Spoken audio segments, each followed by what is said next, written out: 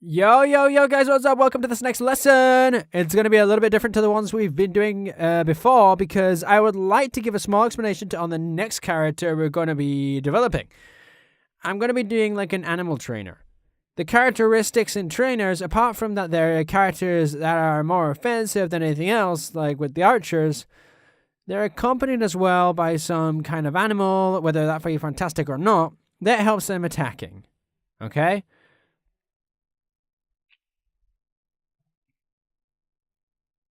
In my case, I'm going to be developing a few fantastic animals like this little dragon friend here.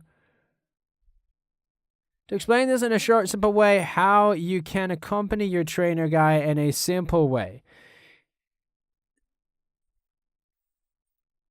If in the case that you want to put a little dragon friend or maybe some other kind of animal that we could combine with, so I'm going to try and to tell you guys how to do that.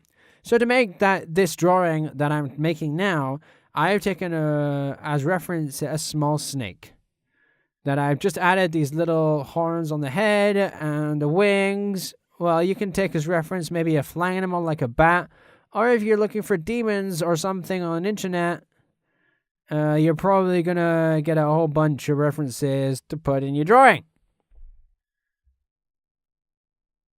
As you can see, this dragon here doesn't have front legs. Its front legs are kind of what have made up the wings. He has his arms, so to speak, as if he were a bat.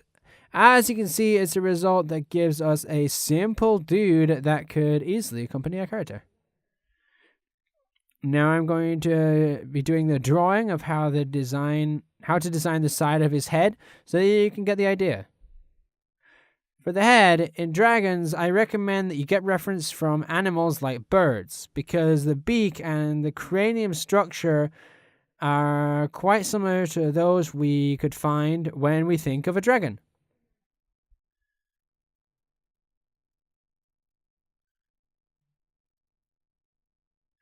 If we make these series of details, we would have, well, what would be that, you know? Now with the wing, I recommend that you take the initial top point as a start point when you're making those little divisions that are going to be the little dragon's fingers inside the wing. Just to repeat myself, it's all very similar to the structure of an anatomy of a bat. So if you had any doubts, internet is going to help.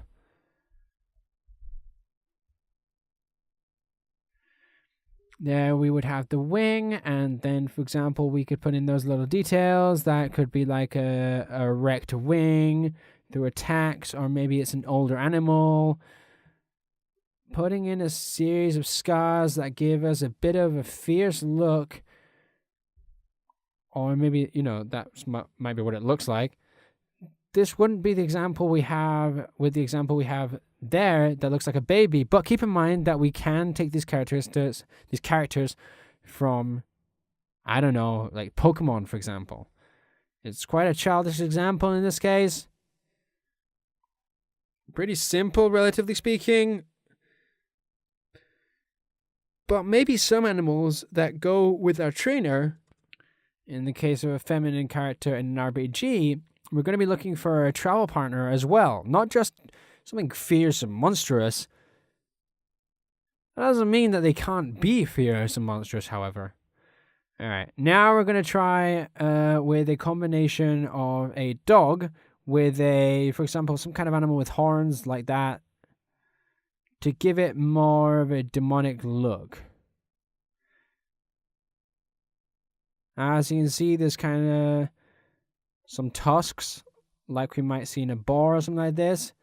And now I'm going to work from a dog that's going to be similar to like a husky to give it more volume in its hair. I modified the eyes to give it more of a feline look. I'm going to try and add in the horns. And then, well, maybe we're going to be looking at a more demonic dog. So that when it's with our character, it's going to look badass. And as we want it to be a kind of character that can attack an animal that's fierce and stuff, okay?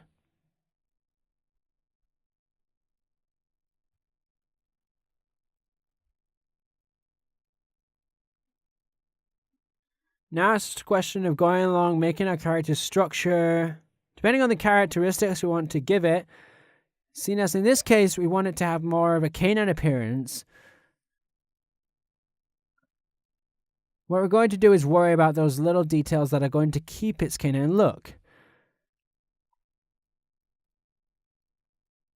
Something more similar to that than a kind of deformed monster. So it can be whatever kind of domestic animal we want.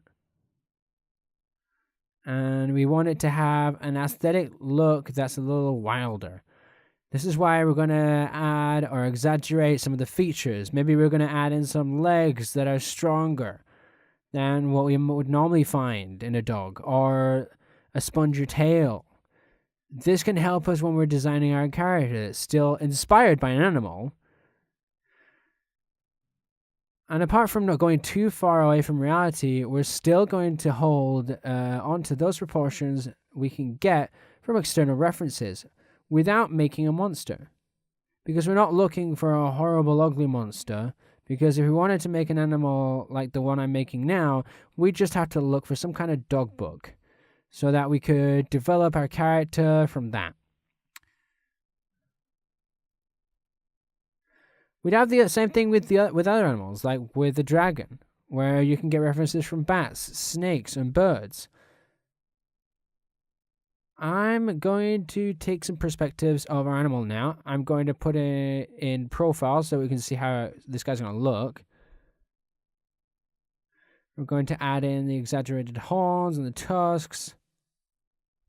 And we're going to make a little idea of how it would all look when we have an analysis. I think, however, that I'm still not sure where to go, because both animals look quite good to me with the character that I have in mind when we're going to create our trainer. So I want to try and resolve this before I go on to the next lesson, okay?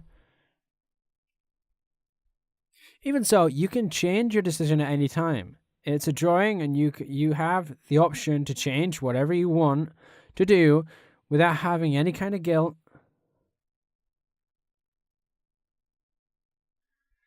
It's going to be your decision at the end, all right? Well, what I'm going to do now is develop a little bit how we would make the structure of the dragon. We're going to be coming from a circle and a beak, as I said. If we give it some texture, it's going to be more similar to what we have in mind when we think of a dragon.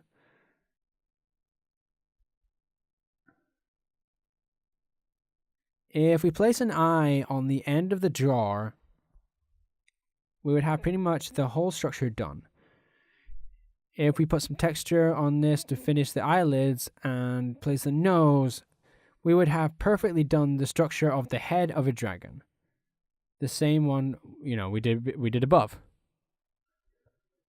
And, well, what I'm going to do now is give this guy another pose to emphasize the movement that he could have. Maybe more balance compared to the rest. The balance would be balancing on the back legs and the tail. Using it like a walking stick, to sort of say. And he would have a second pose in the anatomy of this tiny guy. As I've said, if you use those few animals I've mentioned, you can get your own dragon in a quick and simple way.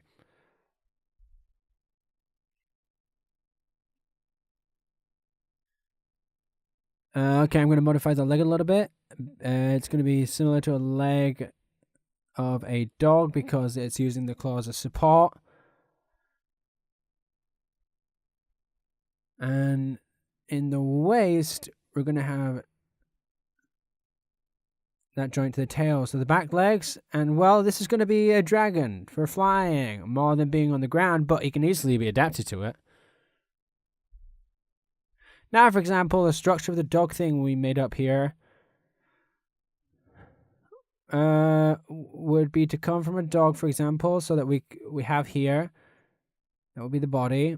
And here we would have the shoulder and the front legs placed. And as I've said before, we want to exaggerate those features. So I'm going to give him much thicker legs. Here's the tail. Here's the neck. It's a pretty big neck. Here's the part of the head with the horn, the ear, the jaw.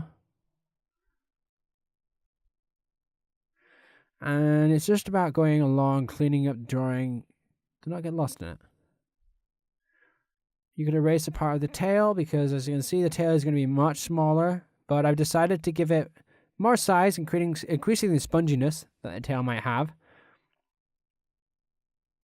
For example, the front legs are much bigger and exaggerated than the back ones, as if this was like a Jack Russell. Okay? And now it's just a question of giving it more hair. In this case, this is the race I've chosen. Anyway, I hope you've enjoyed this lesson and that you can apply it to apply what you've learned to your animal. I hope you can use it in the case that you want to design a trainer. And, well, you can try with this series of different races, okay? So I'll see you guys in the next lesson. Bye.